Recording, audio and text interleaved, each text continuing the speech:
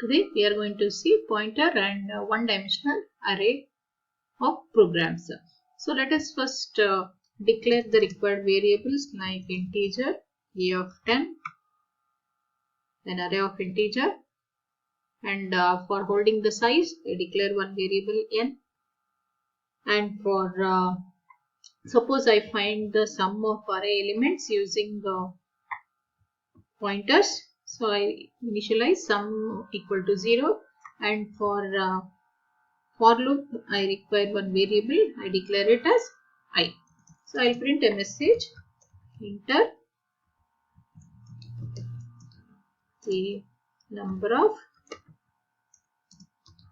elements, then I write scanf percentage d ampersand n, which reads the number of elements in the array. Now I'll print a message, enter percentage d elements of the array.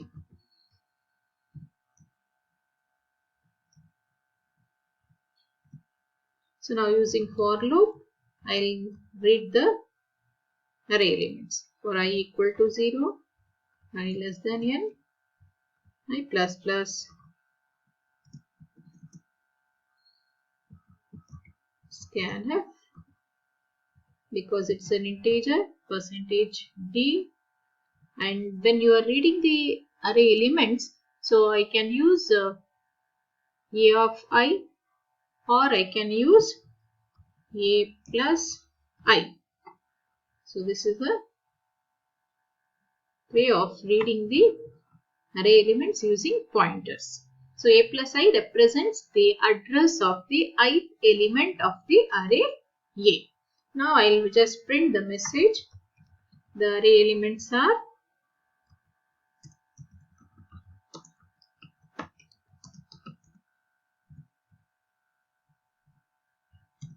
again using for loop, for I equal to 0, I less than n, I plus plus. So now along with printing, I will find the sum of the array elements. So I have used a block here.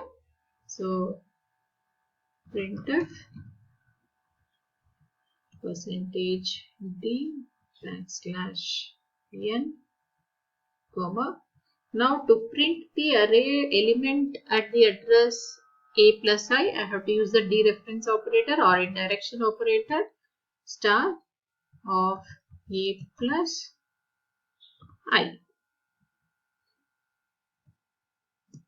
Now sum is equal to sum plus star of a plus I, which will perform the addition of array elements. So now I'll printf the sum of array elements is percentage d backslash n, comma sum. Now we will run it. So we'll select the language.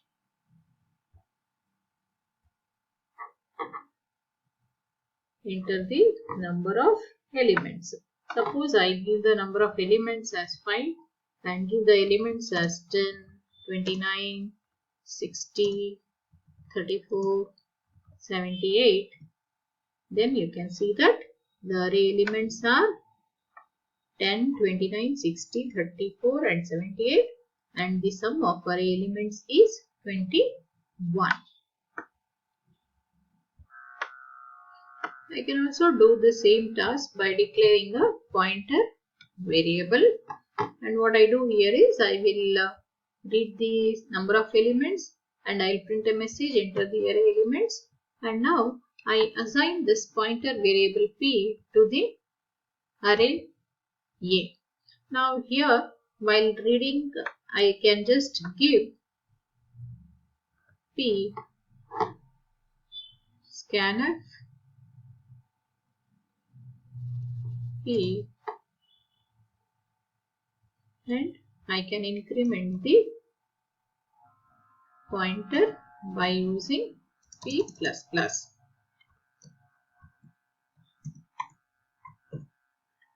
So this again does the same task.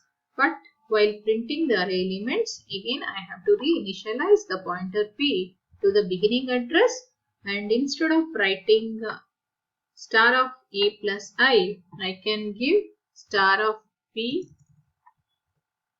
and after printing I can increment the pointer p by p++. So this also will do the same task. We'll just see it by running it. So suppose the number of elements is 4 and the elements are 10, 20, 30, 40. Then you can observe that the array elements will be properly printed and the sum of array elements will be 100. Now this I can again convert it into a function program. So void read array, and for reading the array I require one integer pointer and the one integer which specifies the size of the array. Next, for printing again I will use one function print array which takes one integer pointer and the number of elements which is an integer. Now in the main program I read the number of elements and I print a message, enter the elements of the array, and I am assigning p equals to a. And these statements I will write inside the function, and instead of this I will be calling the function read array p comma n, which takes the pointer which holds the starting address of the array and the size of the array. So this code I will write inside this read array function. So read array integer a integer star p comma integer n. Now that code for reading I will be writing inside this read function.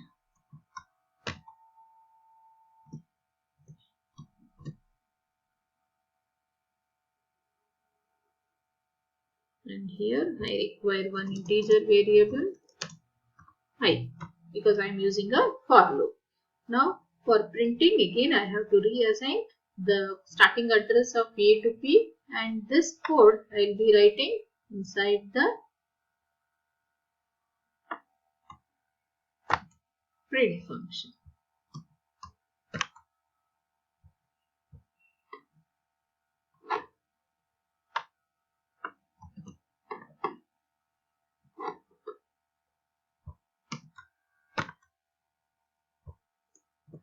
So integer n and the pointer p and block,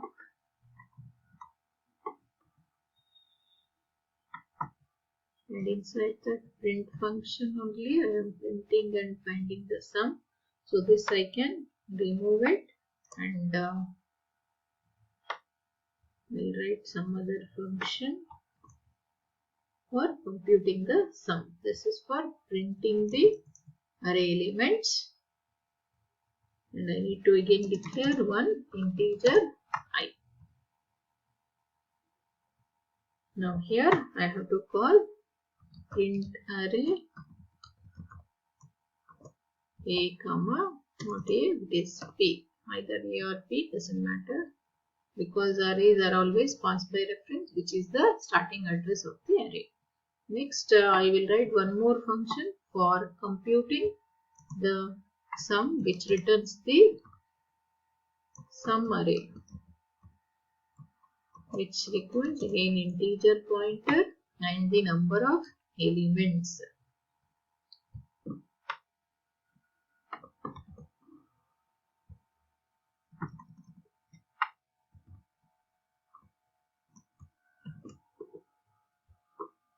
sum is equal to sum array of P and N. So now I'll be printing the message.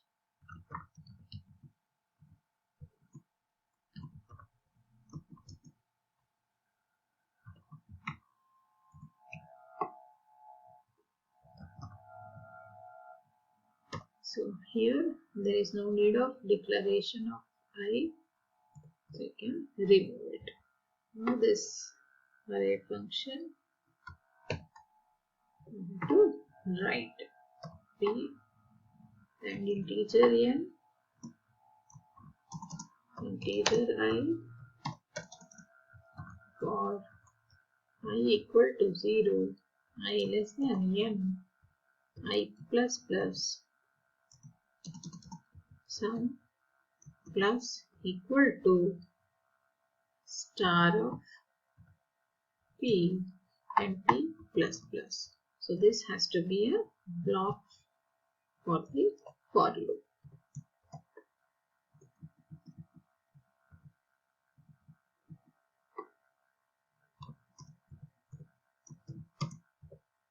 And then return sum.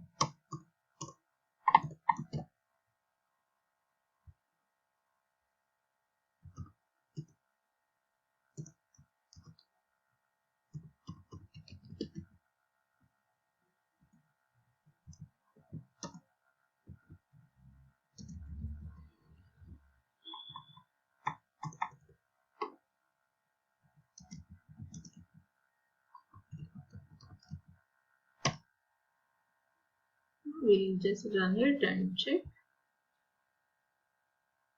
So read array. Okay.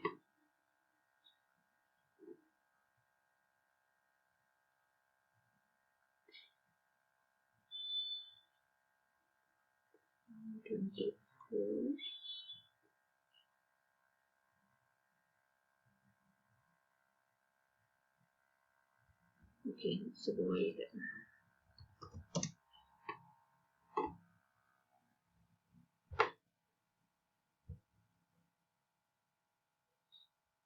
Okay, sum is not declared. So these are the small variable declarations which are required. You have to initialize this sum to 0.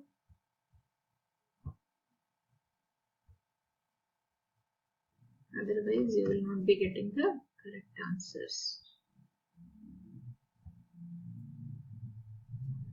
Number of elements 4. Enter 4 elements 10, 20, 30, 40. And you can see that the same output you will be getting using arrays and pointers. Thank you.